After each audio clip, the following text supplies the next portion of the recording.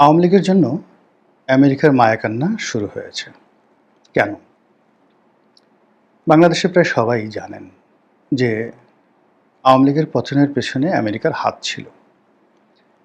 এটিকে কেউ deep state policy বলছেন, কেউ এটাকে ডোনাল্ড লু, পিটার হাস এদের কারসাজি বলছেন,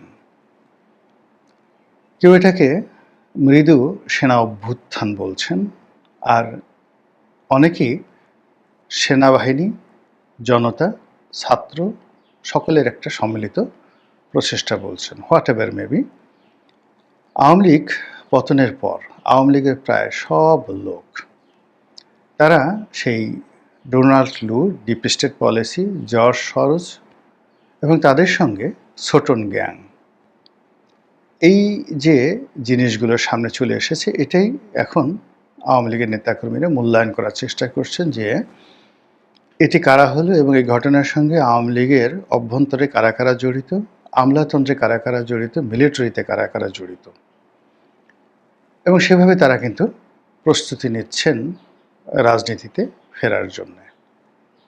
ইতিমধ্যে রাজনীতিতে নানা রকম শূন্যতা তৈরি হয়েছে, আর সেই শূন্যতার প্রেক্ষিতে একটা ভালো নির্বাচন, একটি স্ট্যাবল গভর্নমেন্ট এবং আমেরিকা যে স্বার্থগুলো চাচ্ছে সেই স্বার্থগুলো সংরক্ষণ করা একেবারে অসম্ভব হয়ে পড়েছে। এজন্য আওয়ামী লীগকে ছলে বলে কৌশলে নির্বাচনে আনার জন্যে, রাজনীতির মূল ধারায় আনার জন্য নানা রকম চেষ্টা এবং তদবির তারা চালিয়ে যাচ্ছে গত ৩ মাস ধরে। বহু বৈঠক বাংলাদেশে হচ্ছে গোপনে, বহু বৈঠক বিভিন্ন স্পর্শকতার জায়গাতে হচ্ছে, এবং আমরা যে জিনিসগুলো দৃশ্যমান দেখেছি, যেগুলো অস্বাভাবিক, যেমন প্রধান উপদেষ্টা ডক্টর মোহাম্মদ ইউনূসের সঙ্গে প্রধান বিচারপতির সাক্ষাৎ, তারপর সেনাবাহিনী প্রধানের সঙ্গে মির্জা ফখরুলের সাক্ষাৎ, এই জিনিসগুলো অস্বাভাবিক।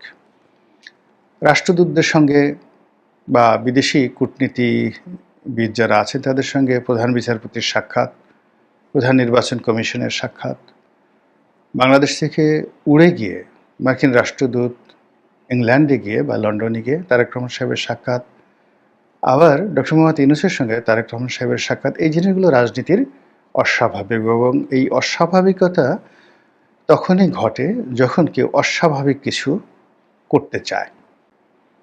এই কারণে আমেরিকা চাচ্ছে যে এখানে একটা সন্তোষজনক নিষ্পত্তি হোক।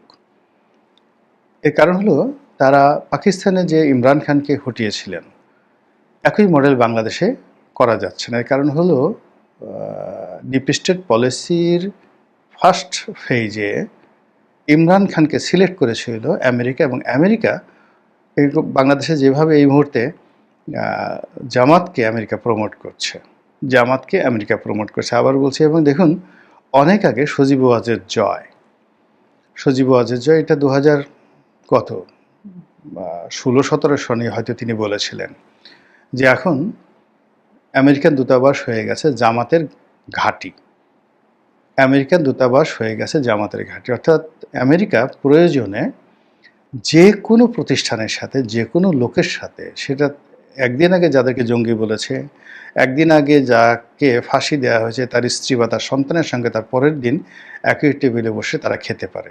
ওদের কাছে এটা কোনো বিষয় নয়, যখন যাকে প্রয়োজন।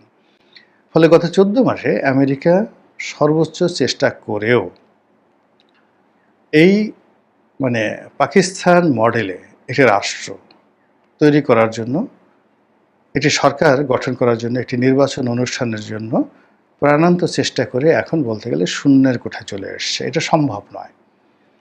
কোনো অবস্থাতেই তারেক রহমান সাহেবকে দেশে আনা যাচ্ছে না, বিএনপিকে মূল স্রোতে নেওয়া যাচ্ছে না, বিএনপির সঙ্গে জামাতের একত্র করা যাচ্ছে না, জামাতের সঙ্গে হেফাজতের বন্ধুত্ব করা যাচ্ছে না, এনসিপির সঙ্গে জামাতের সম্পর্ক থাকছে না, ইউনূস সাহেবের সঙ্গে উপদেষ্টা থাকছে না। সব মিলিয়ে যারা এটার আয়োজক সবাই হতাশ হয়ে পড়েছেন, এবং সেই কারণে এখন আওয়ামী লীগ যেহেতু ইতিহাসের সবচেয়ে একটা যাকে বলা হয় নাজুক অবস্থায় আছেন আওয়ামী বিরোধীদের দৃষ্টিতে, তারা মনে করছেন যে খুব দ্রুত এদের কয়েকজনের ফাঁসি হয়ে যাবে, এবং যদি আগামী ডিসেম্বরের মধ্যে 2-4 জনের ফাঁসি হয়ে যায় তাহলে আওয়ামী লীগ আরও ভয় পেয়ে যাবে, তাদের যদি অনেক লোকের সাজা হয়ে যায়, তারা নির্বাচন করতে পারবে না।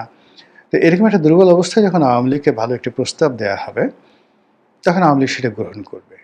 কিন্তু আওয়ামী লীগ তো জানে যে অতীতে আমেরিকান পলিসি এবং ভারতের যে পলিসি, সেই পলিসি অনুযায়ী শেখ হাসিনা কীভাবে বিরোধী দলকে হ্যান্ডেল করেছে, এটা শেখ হাসিনা ভালো করে জানে। যেমন 2018 সালের নির্বাচন, তো 2018 সালের নির্বাচন, 2014 সনের নির্বাচন, এই পুরো নির্বাচন, অর্থাৎ এই নির্বাচনে যেন বিএনপি অংশগ্রহণ না করে 2014 সনে, এটা পশ্চিমাদের একটা মন্ত্রণা ছিল ভারতের প্ররোচনা এবং শেখ হাসিনাকে একটা ওয়াকওভার দেওয়ার জন্য।